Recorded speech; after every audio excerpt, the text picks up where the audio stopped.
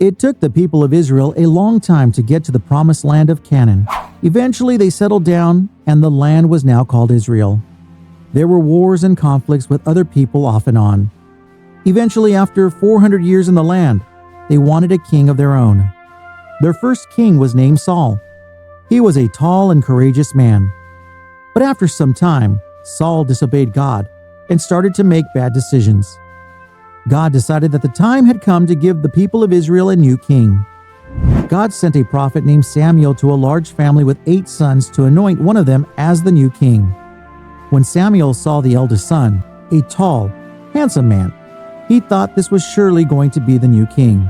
But God said to this prophet in 1 Samuel 16:7, "Do not look on his appearance or on the height of his stature, because I have rejected him. For the Lord sees not as man sees. Man looks on the outward appearance, but the Lord looks on the heart." God chose the youngest son, who was in the fields tending the flock of sheep. This boy was a boy after God's own heart. He was courageous, and he loved to sing worship songs for the Lord. His name was David. One day he was sent by his father to his brothers, who were fighting in the army of Saul. He went and found the whole army cowering in fear because of a big giant.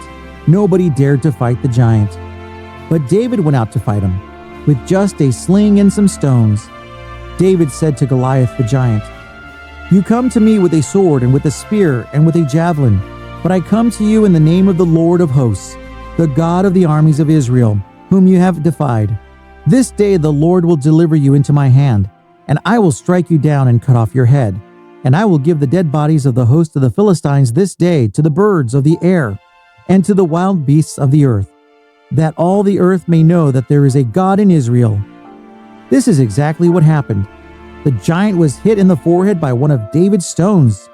All of Israel rejoiced, and David was held in high honor, so much that Saul started to hate him and persecute him.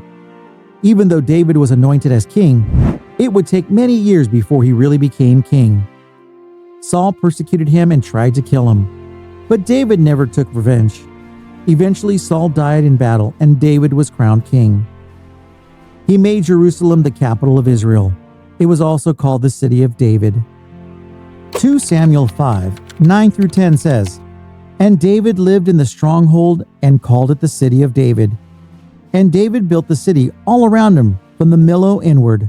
And David became greater and greater, for the Lord, the God of hosts, was with him."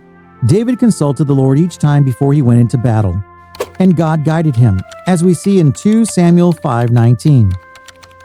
"And David inquired of the Lord, 'Shall I go up against the Philistines?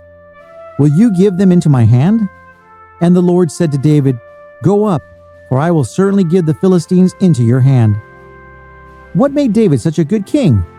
It was his reliance on God. But David was not perfect.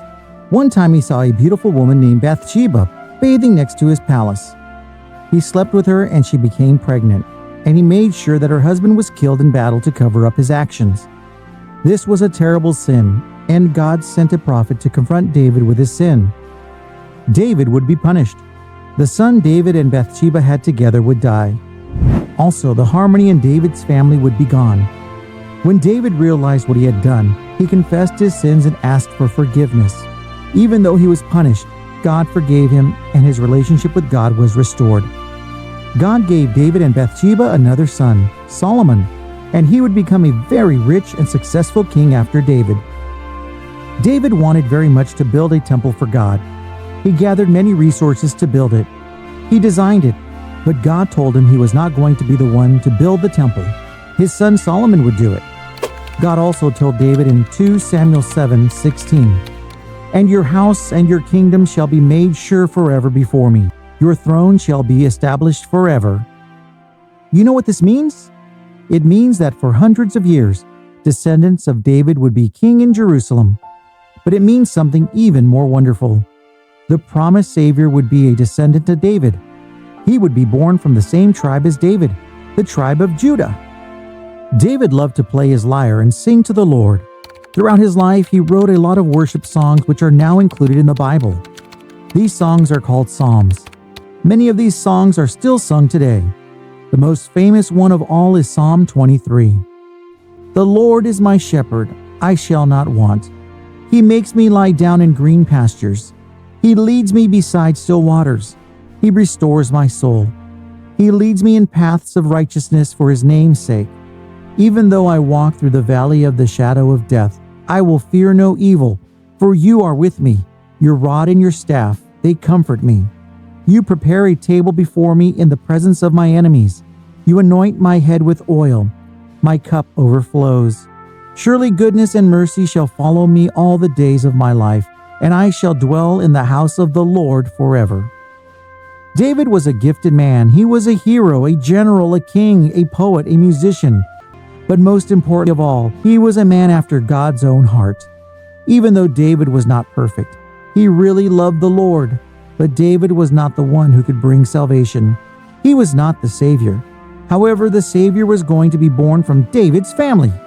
The main points of this lesson are: 1. David's heart was focused on God, and God called him a man after God's own heart. 2. David was not perfect but sinned several times and needed God's forgiveness. 3. David wanted to build God a house, but God told him that he would build David's house. One of David's descendants was going to be the promised Savior.